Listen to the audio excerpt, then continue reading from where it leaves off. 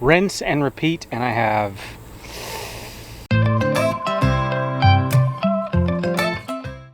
all right, here's where we're at. We're in the middle of a heat wave and I'm out here laying block. Set my water down. Good afternoon, beautiful people. It is a fine, warm, late August afternoon. All right, so I guess I'll update you. Welcome to the Friday build video. I wish this episode had a little bit more done, but it has been a chore finding the time to get in here and work on this project. Summer is a busy time, and here lately, everything has been going on. We've been doing this and doing that, and there's the homestead to take care of and all of that stuff. And so I've really been struggling to make the time to come out here and work on this project. I will update you guys since it has been quite a while since we did a build video. All right, so dealing with the county, they didn't like how tall these ones were for dry stack. These ones were fine for dry stack, but having the discussion, it was like, well, if I'm going to mortar these, it's going to change my height. I might as well just mortar all of them. They said, that's even better. Go ahead and do it.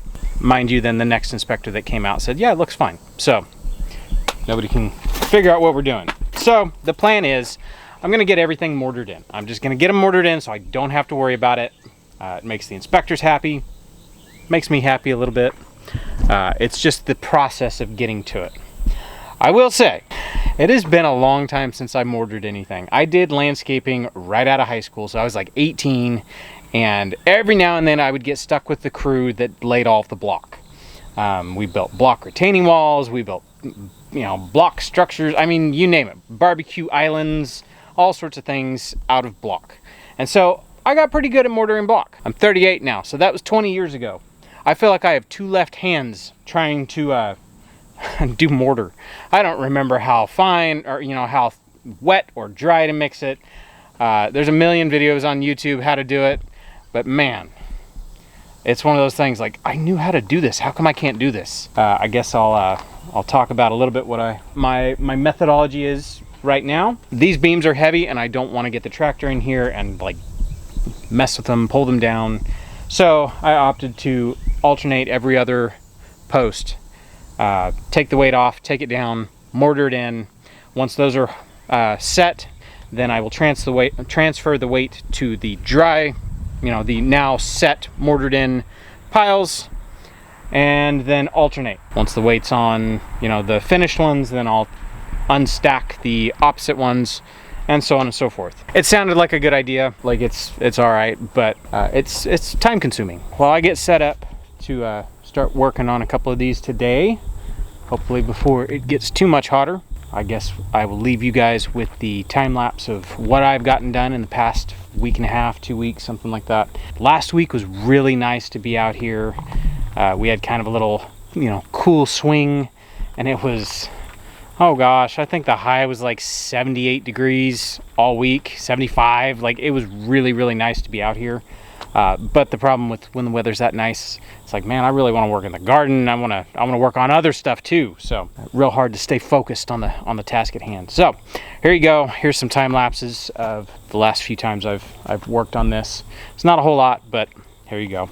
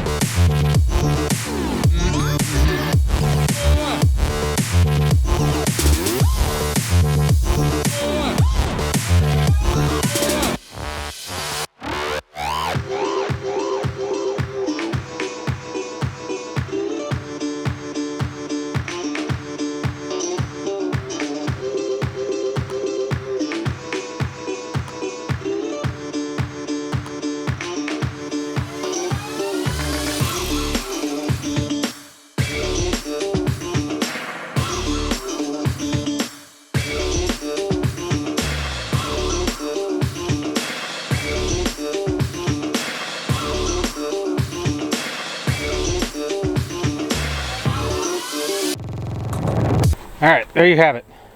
Rinse and repeat, and I have, oh gosh, like 15 more of them to go. You got a piece of grapefruit?